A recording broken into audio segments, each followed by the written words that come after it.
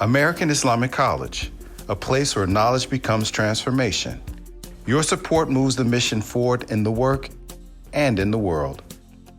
This is more than education, it's a calling, because every contribution leads to a life of purpose and impact. Assalamu alaikum. Wa alaykum assalam wa rahmatullahi wa barakatuh. Nice to see you again, old friend. Yes. Been a long time. Alhamdulillah.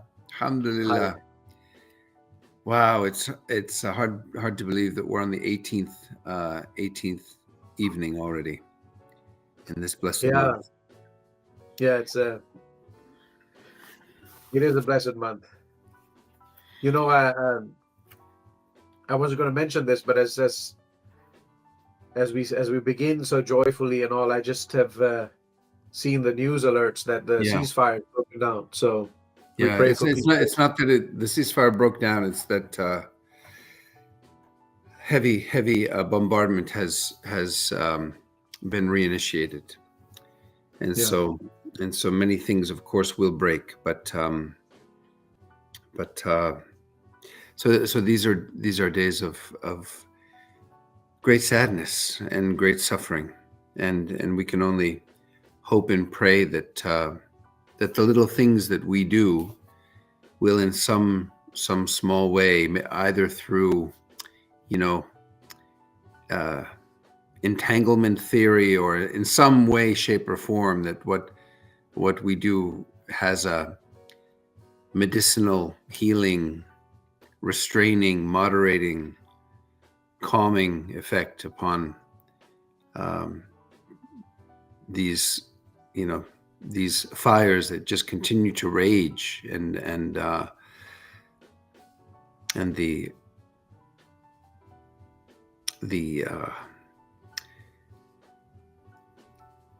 the suffering that we willingly and knowingly inflict upon one another, that these terrible forces just rage on. And it reminds me of the first night when we started and we were reading Surah Al-Baqarah, and the angels had given the foreknowledge of that, we humans would do terrible things, and we would shed blood and corruption, and that we would do terrible things. And yet God had a plan, and God just said to them, I know something that you don't.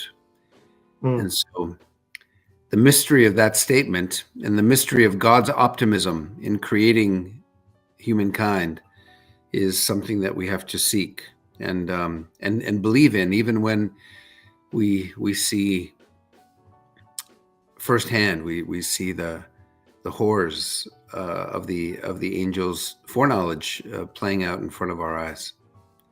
So may God shield the innocent. May God restrain those who would inflict unnecessary injury upon others. And may we live to see a happier day, a more peaceful day, a more humane day, a more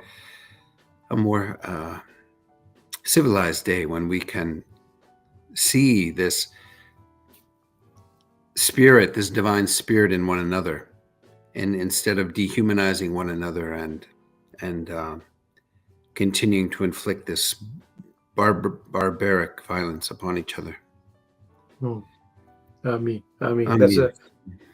That's a beautiful term, the mystery of God's optimism. Yeah, I still wonder. Like I could write a whole dissertation just on that. Spend the next 10 years just researching how the interpreters of the Quran interpret that one sentence when God tells the angels, "I know what you don't know."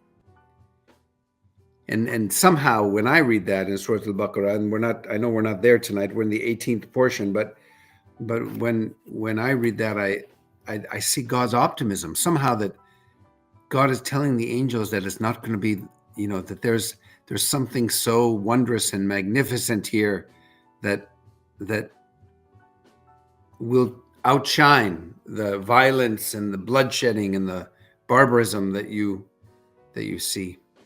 Hmm.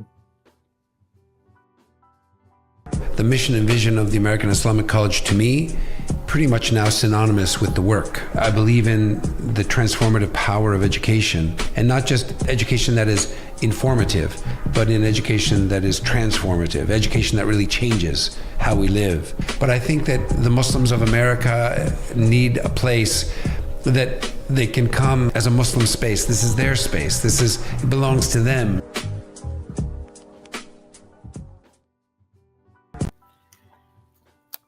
All right. Bismillah ar-Rahman ar-Rahim.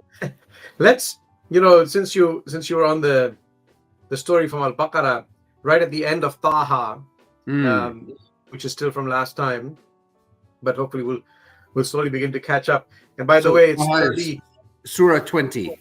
Surah 20, Taha. Yeah.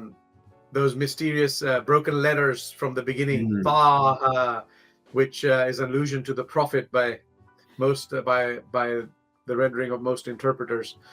So hopefully we'll get through some of this today and then begin to catch up. But we are actually in bigger trouble than we thought, because we've got the 30 parts, but I think there are 29. This is a 29 month, so we'll be one night short. So we've got another part to catch up on at some point.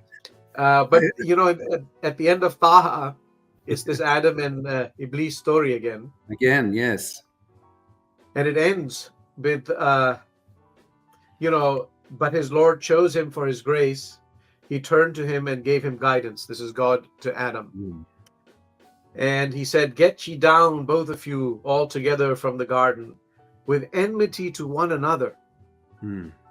But if, as is sure, there comes to you guidance from me, whosoever follows my guidance will not lose his way nor fall into misery.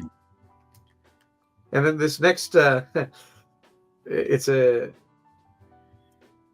one of those places there's a distinctive turn to the narrative. But whosoever turns away from my message, verily for him is a life narrowed down. And the other translation is a life of great hardship. Ma'ishatan danka. Banka, like a constrained maisha, life. Life, yeah. And we shall raise him up blind on the day of judgment. So, like you pointed out, we go from the prehistory, the primordial existence in the garden, to post-history. The end time, the last day, and then this person will say, "Oh my Lord, why hast thou raised me up blind, while I had sight before?" And God will say, "That is how it is. When our signs came unto thee, thou disregard them." Didst thou disregard them? Thus didst thou, when our signs came unto thee, disregard them. So wilt thou this day be disregarded? So wilt thou this day be disregarded? It's interesting that I guess in a way the metaphorical implication of this is that by turning to the revelation, we have sight. So it's almost like turning to the revelation, we have light that allows us to see. And when human beings turn away from God's revelation, there is no light by which to see. And so even if we have our physical faculty of sight, it's as if we're not seeing. Because it is that you turned away, right, from our signs, and now in a way we're turning away from you. And so the blindness, I mean, it could be a literal blindness, but there's also this sense that in order to see, in order to truly have sight and vision, that the only way that we can have that true vision is through the light of revelation. And when we turn away from the light of revelation, we still may see things, but we won't see them clearly or for what they truly are. And so it's... And as you speak of it in these terms,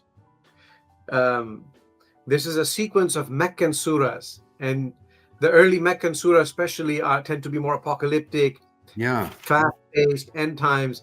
And here we have this metaphor of light and the person being raised blind, and you're needing two things in order to see. One is light, that illuminates the world, but also then a capacity to be able to see. And this sequence of Meccan surahs will end, if we get to it today, with Surah An-Nur, which is one Medinan surah. And then we come back to the Meccan surahs, and that surah is called Light, the surah of light. And it Yeah. has a famous light verse that God is the light of the heavens and the earth. So we're kind of heading in that direction, and it's Yeah. illuminating, if I can use that term, to read. Yeah, no, it's not only is it illuminating, but it kind of opens up. I feel like it opens up neural receptors in the brain. Sometimes when we read certain texts, it just seems to open up the mind and create the opportunity for new connections and new understandings.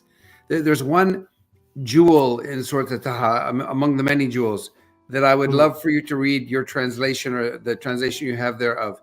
It's Moses's dua in Taha, and it starts with when God tells him to go to Pharaoh, and Moses, of course, feels an imposter syndrome. He feels that he's totally unqualified, and we have this beautiful supplication from Moses that goes from ayah 25 until until in ayah 36, when God just says, "Your prayer is granted, Moses. I give it to you."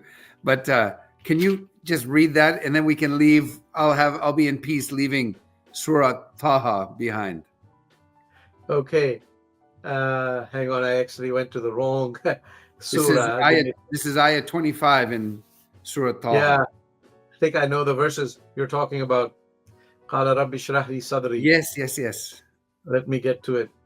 This is actually when Dr. Israr, who I've mentioned many times as one of my teachers, an important teacher for Quran. May God be merciful to him.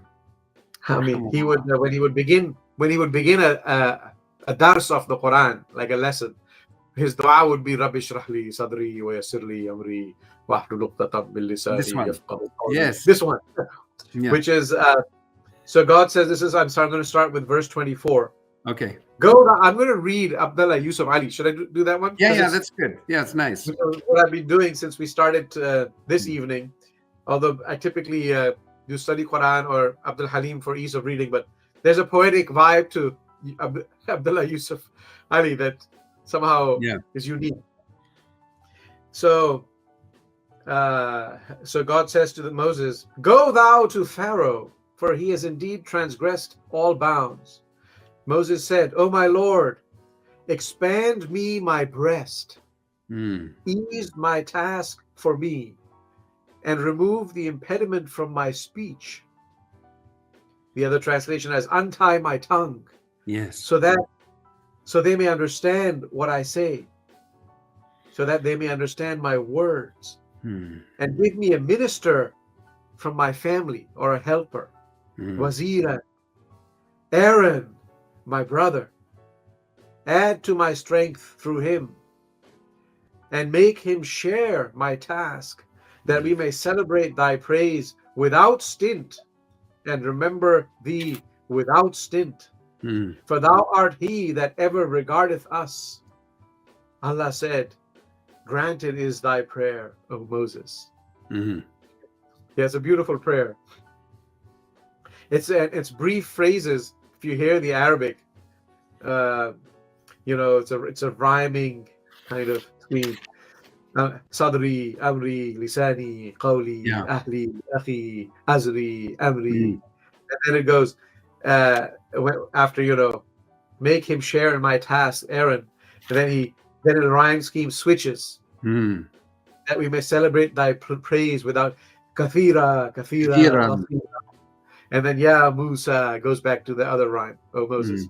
So it's a lovely section. Yeah, it really is. Which is, we talked about imposter syndrome. And I mean, this is a this is a prophet of God, and he's worried about how he's going to come across, Right. though he's being sent with God's command and his revelation. It's quite remarkable. So Yeah. And this is one of the very few places where we know in the Hebrew Bible, the Hebrew Bible's depiction of Moses is that he did have a speech impediment, right? yeah, And so this is one of the rare references to that in the Quran. But it's, he's not only is he a prophet of God, but he's going to speak unwelcome words to the most powerful ruler, in his world. And so it's it's just very powerful in his in the way it's so poetically requested, all of this. So it's that to me was one of the great jewels in the heart of this surah. And well, if we go to Al-Anbiya, the next Okay. surah, it's got an amazing beginning. So the very surah of the different. prophets.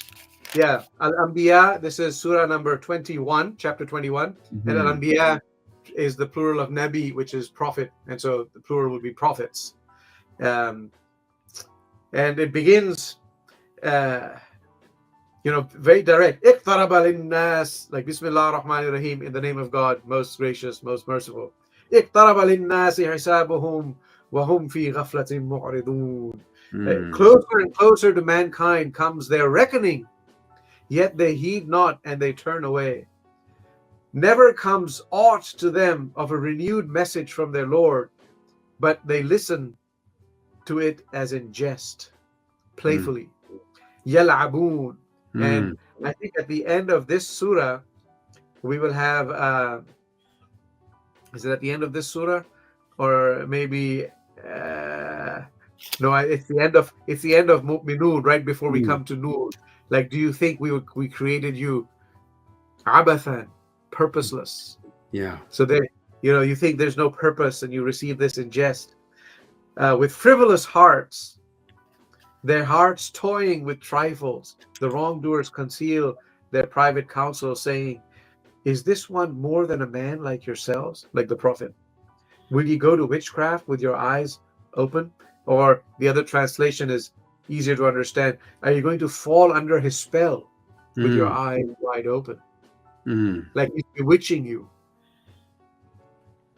And so this is similar to how some of the other surahs begin, where they say you're mad to the prophet's opponents, that you're possessed, you're demon possessed, majnoon, you're out of your mind. And so this is how the prophet's message is then being received. And the kind of the author's perspective, that is God's perspective, right? We even see glimpses into their private counsels, right? So we have this authorship, which sometimes is in the first person, sometimes in the third person, but we have this like vision of even their private counsels, where they're like whispering to each other, right? Yeah. Like, are you going to fall under his spell? His spell, right. They're reinforcing each other. And this was also in Al-Baqarah. We didn't read this part, but earlier on, like when they retreat to amongst their own little in-group, right? They say, are you going to believe like these foolish people believe? But then when they're with you, they say, oh, we believe. Yeah. So so there's this double speak happening. And then I'm just going to hop, if you don't mind. There's a few nuggets, but stop me. And no, it's good. Okay, so verse 16 to 18, it kind of continues this theme. Not for idle sport did we create the heavens and the earth and all that is between. So that theme of you're playing with revelation, you receive it playfully as a trifle, but this is serious. And so, not for idle sport, la'ibin, did we create the heavens and the earth and all that is in between. It has purpose. If it had been our wish to take just a pastime, it's interesting Like if God just wanted to amuse himself, right? Mm. لو أردنا أن نتخذ لهوا. If Mm. we just wanted to kind of entertain ourselves, we should surely have taken it from the things nearest to us, Mm. if we would do such a thing. And this is an indication to me, like we are really far in one sense from God, Yeah. right? I mean, Mm. what does this mean, nearest to us? I didn't look at the study of Quran here, but I can quickly glance at it. Yeah, and it's actually it's min ladunna. So it's we would have taken those things or that thing from our own presence, right? Yeah, from our own You know, presence. and we see this like even the knowledge that God had given to the spirit guide, the teacher of Musa in our previous reading. That knowledge was given to him min ladunna, from That's God's right. own presence. So the idea was that, had God wanted to to entertain God's self, if we can use that kind of inappropriate kind of, even it's kind of silly to even say that, but that God is sufficient unto God, that God could have done that from God's own presence. Okay. Yeah. And here's the. Should I quickly read the gloss here? Yeah. It's a very brief one, but it's super interesting. It says diversion, as in take up diversion. So they translate this verse as, had we desired to take up a diversion, we would surely have taken it from that which was with us, were we to do so. And so the gloss is, diversion in take up a diversion is interpreted by some to mean consort or wife. This is Qurtubi and Tabari. Or to have a child. From that which was with us means that if God had willed to do so, he would not have created the world at all. Referring back to the previous verse, which states that God did not create the world in play. Another possible interpretation is that this verse signifies that God is transcendent beyond the kinds of commingling with his creation that is falsely attributed to him by some. So, if that helps, it's yeah, no, it's a really interesting line. Yeah, but that's the idea, isn't it? Is that the creation is so far below the creator that why would God even want to bother with the creation if God was only interested in a diversion or entertainment or distraction? But yeah, and the then next surah is really jarring. Go ahead. Yeah, the next ayah. Go ahead. I've been reading. The next ayah. I have the same Yusuf Ali translation. Go ahead. I like it when you read. It's nice. Nay, we hurl the truth against falsehood, and it knocks out its brain. Yeah. And behold, falsehood doth perish. Ah, woe be to you for the false things ye ascribe to us. It's a powerful kalam. Yeah. But wow. when you look at this world, it's like falsehood triumphs. Someone just said to me today, as we were pondering the events that are taking place, that it's as if God is on the side of tyranny. This is what they said to me. And I was just taken aback and thinking about it. And this is, the Quran talks about this, that even to the Prophet, it's like, don't let the apparent successes of the forces of tyranny, I'm paraphrasing, deceive you that they somehow are privileged by God. That this is a very limited kind of domain in which they're being given some leave. And the reality is far, far greater. But again, the only way to even begin to grasp that is to I guess be coached to see through it and beyond it to something greater, because when we look at it in for itself, it's so overwhelming and so devastating and so depressing and so captivating in a way, and that it's almost like in the when we read Surah Al-Falaq later on, the Lord, the light of the Lord who cleaves the darkness, when it commands, from the night, when it stretches over, that dark night that completely overshadows you. I feel like sometimes the events of the world just overshadow us, and the revelation almost comes as a kind of knife that cuts through the thickness of that cloud and the thickness of the darkness, and allows us to see something beyond it. And maybe that's that's the way we get deceived in the world, is we become too not enamored, but we become too transfixed on the literal events that are happening around us, and we forget that even Joseph, his gift was the interpretation of those events, that those events only are really symbolic, and that there's some other greater story that's being played out in the midst of these dramas that we live and that we experience. And this particular verse that you read, that when the truth hits the falsehood, it just knocks out it's very physical. It knocks out its brain. So there's this sense that the truth becomes like a wrecking ball in this world of illusion, in a way. And yeah. Nice. A couple of things are coming up here that we haven't touched upon before. The so-called scientific miracles of the Quran. And we'll see and then this impacted some people profoundly, like Maurice Bucaille, who looked at the development of the embryo in the womb and read the Quran. It's like the sequences.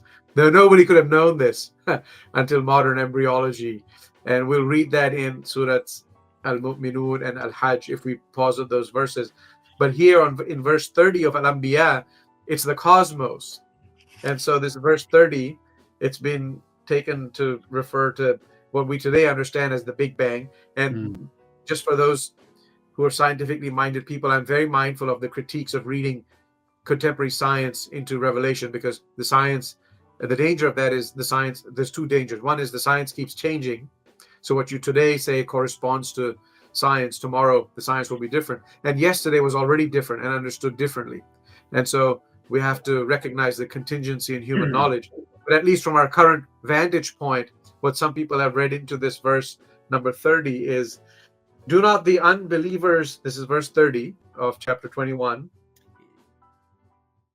Earn your fully accredited MA in Islamic Studies in as little as 1 year and start as early as this spring.